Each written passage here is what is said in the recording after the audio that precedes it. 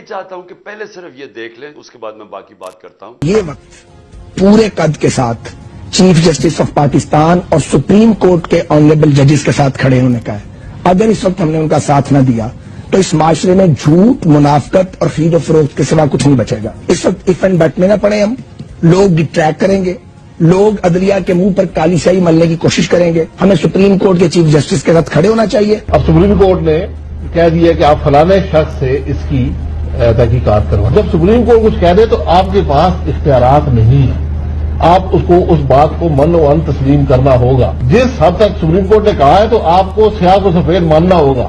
یہ طریقہ کار ہے اس سارے پروسیس کا. میں سمجھتا ہوں کہ اس ملک میں آزاد عدلیہ جو ہے وہ برداشت نہیں کی جا رہی. کسی شخص کو یا کسی ادارے کو عدلیہ کو بلیک میل کرنا اور اپنی مرضی کے فیصلے کرانا اور اپنے آپ کو بیل آؤٹ کرانا، اس سے میں سمجھتا ہوں اس سے گھنونا اور کوئی کاروبار نہیں ہے. پاکستان کے مستقبل کا انحصار اس بات پر ہے کہ جو رول آف لا ہے، جو عدلیہ کے فیصلے ہیں، ان پر عمل درآمد یقینی بنایا کہ جب ان کو سپریم کورٹ کا فیصلہ پسند تھا تو ان کے لوگوں نے کیا سپریم کورٹ کے متعلق کیا سٹیٹمنٹس تھیں.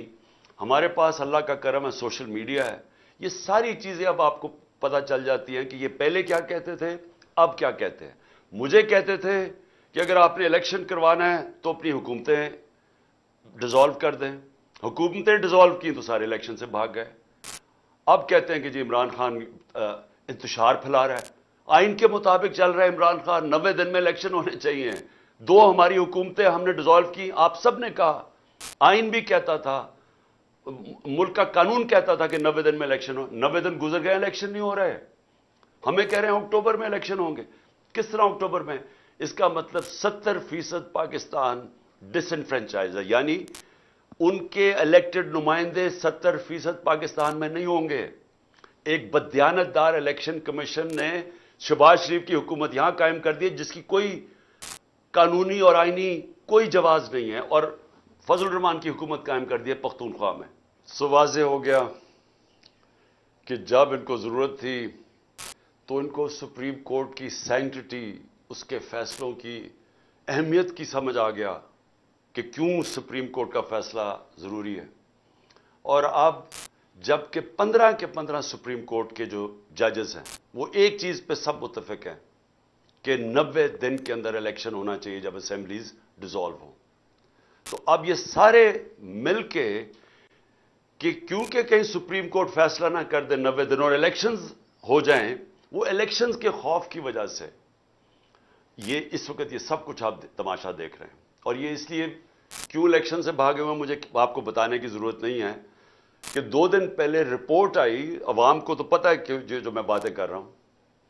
بلومبرگ جو کہ ایک انٹرنیشنل، ایک دنیا کی معیشت کے اوپر ایک ایسا ریسپیکٹڈ رسالہ ہے جو ساری دنیا میں پڑھا جاتا ہے، وہ کہتا ہے کہ پاکستان کا آج حال سری لنکا سے برا ہو گیا ہے. جو سری لنکا کے اندر جو مہنگائی ہے وہ پاکستان کی اس سے آگے بڑھ گئی ہے. سری لنکا سے مہنگائی کی وجہ سے لوگ سڑکوں پہ آئے تھے. تو سری لنکا سے آج ہمارے حالات برے ہو گئے جب سے جنرل باجوہ نے تحفہ دیا ان چوروں کو ہمارے اوپر بٹھانے کا. 1 سال پہلے، میں پھر سے کہتا ہوں، دشمن بھی پاکستان سے وہ نہ کر سکتا جو جنرل باجوہ اس قوم سے کر کے گیا. ان کو بٹھایا اوپر، انہوں نے آ کے ساری اکانومی تباہ کر دی. اپنے آپ کو انہوں نے 1100 ارب روپے کے کیسز معاف کروا لیے. انہوں نے آتے ساتھ ہی اپنے آپ کو ECL سے کیبنٹیں ہٹا دیا تاکہ باہر جا سکے، کیونکہ سارا پیسہ باہر پڑا ہوا ہے، عیاشی باہر ہے. اور انہوں نے ملک کی معیشت کو تباہ کر دیا. اور آج جو لوگ پسے ہوئے ہیں مہنگائی میں، جو لوگوں کے آج حالات ہیں، پھر سے میں بتا دوں، 100 روپیہ 1 سال پہلے جتنی چیزیں خریدتا تھا وہ صرف آج 62 روپے خرید سکتا ہے. 62 روپے رہ گئے ہیں اس 100 روپے میں سے. تو خریدار 100 روپے سے گر کے، ایک آدمی کے پاس جو 100 روپے کا نوٹ ہے وہ صرف 62 روپے خرید سکتا ہے. اور اگر سینسٹیو پرائز انڈیکس پہ چلے جائیں کھانے پینے کی چیزیں تو وہ صرف 52 روپے رہ گئے ہیں 100 روپے میں سے. اور گرتا جا رہا ہے. ہر روز مہنگائی بڑھ رہی ہے. دنیا میں مہنگائی کم ہو رہی ہے یا مہنگائی بڑھ رہی ہے؟ تو اس لیے میں آج وہ ساری قوتیں جو ان چوروں کے پیچھے بیٹھی ہوئی ہیں، میں آپ سب کو کہہ رہا ہوں کہ آپ ابھی سے سمجھ جائیں ملک کدھر جا رہا ہے۔ سری لنکا کے اندر جب پبلک نکلی تھی حالات اتنے برے نہیں تھے، آج کیوں نہیں پاکستانی قوم نکل رہی؟ امید لگا کے بیٹھی ہوئی ہے کہ الیکشنز آئیں گے، تو وہ الیکشنز کی انتظار کر رہے ہیں کہ غصہ ان کا الیکشن میں نکلے گا، جس کی وجہ سے یہ بھاگ رہے ہیں۔ تو مجھے اپنی اسٹیبلشمنٹ کی نہیں سمجھ آ رہی کہ آپ کو اس میں سے کیا مل رہا ہے، ان چوروں کے پیچھے لگ کے جنہوں نے ملک کو تباہ کر دیا ہے، تو اس سے آپ کو کیا مل رہا ہے کہ ان کے پاس تو کوئی اب طریقہ ہی نہیں ہے ملک کو بچانے کے لیے، ان کے پاس تو روڈ میپ نہیں ہے۔ اکتوبر تک یہ کیوں انتظار کر رہے ہیں؟ کیونکہ انہوں نے اور ہمیں تحریک انصاف کو پکڑ دکڑ کرنی ہے، اداروں کو ہمارے خلاف استعمال کرنا ہے، کیسز اور کرنے ہیں۔ کیا اس سے یہ بچ جائیں گے؟ میں سوال یہ پوچھتا ہوں کہ کیا اس سے یہ بچ جائیں گے؟ علی امین کو 1 مہینہ پکڑا، جیلوں میں پھرایا، کدھر سے کدھر، بکھر، پھر اسلام آباد، پھر اس کو لے کے گئے ادھر لاہور، لے کے آئے، تشدد کیا اس کے اوپر، پھر ادھر سے گیا پتہ نہیں شکارپور، تو کیا ہوا؟ 20 کلومیٹر لمبا اس کو جلوس لینے آیا ڈی آئی خان میں۔ وہ علی امین کہتا ہے میں نے کبھی اس طرح کی عوام کا رویہ ہی نہیں دیکھا، انہوں نے اس کو اتنا بڑا ہیرو بنا دیا۔ تو کیا فرق پڑا؟ کیا یہ پکڑ دکڑ سے کچھ بدل جائے گا؟ کیا یہ عمران خان 2 دفعہ مجھے قتل کرنے کی کوشش کی، کیا میں رک گیا ہوں؟ میں پھر نکل رہا ہوں، میں پھر جا رہا ہوں پبلک میں پھر جلسے کر رہا ہوں، بدھ سے میں جلسے کر رہا ہوں، 14 تک کروں گا۔ یہ جو بھی آپ سمجھ رہے ہیں کہ یہ خوف زدہ ہو کے یہ کہ ایک تحریک جو لوگوں کے دلوں میں چلی گئی ہے وہ رک جائے گی، 4200 جگہ پہ لوگ نکلے ہیں، اور میں آپ کو اب یقین دلاتا ہوں کہ میری جو اگلی کال ہوگی وہ اس سے زیادہ لوگ نکلیں گے۔ اور یہ ضروری نہیں کہ اگر آپ اس طرح دباتے رہیں لوگوں کو اور پکڑ دکڑ کرتے رہیں تو ہم چپ کر کے بھیڑ بکریوں کی طرح اسی طرح ہی بیٹھے رہیں گے۔ ہم صرف اپنی ملک کی معیشت دیکھتے ہوئے، کیونکہ ہم نے باہر نہیں بھاگنا، ابھی تک میری جگہ یہ دوسرے ہوتے تو باہر بھاگے ہوتے بڑی دیر کے، ہم نے یہاں جینا مرنا ہے، اس لیے ملک کا سوچ رہے ہیں کہ اگر ہم نے یہاں سڑکوں کے اوپر نکلا ہے جس طرح سری لنکا میں لوگ نکلے تھے، تو یہاں تو معیشت تو آگے بیٹھ گئی ہے۔ تو اس لیے میں سب کو آج کہہ رہا ہوں کہ یہ جو آپ ظلم کر رہے ہیں اور جو ہمارے کارکنوں کو پکڑ رہے ہیں، اس سے تحریک نہیں رکنے لگی، اس کو اور تیزی سے اوپر جا رہی ہے، لیکن اس سے ملک کو آپ تباہی کی طرف لے کے جا رہے ہیں۔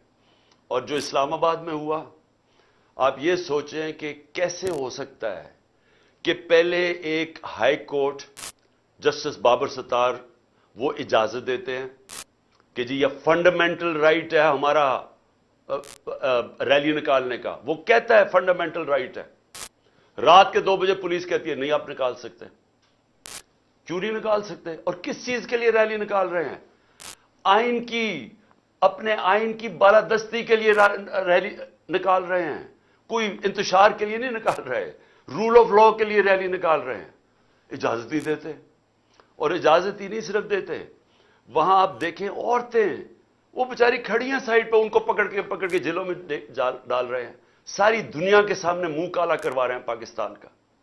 اور اس کے بعد ہمارے رات کو ورکرز کو پکڑنا شروع کر دیتے ہیں، 50-60 ورکر پکڑ لیے ہیں، سرگودا میں علیحدہ ورکر پکڑ رہے ہیں۔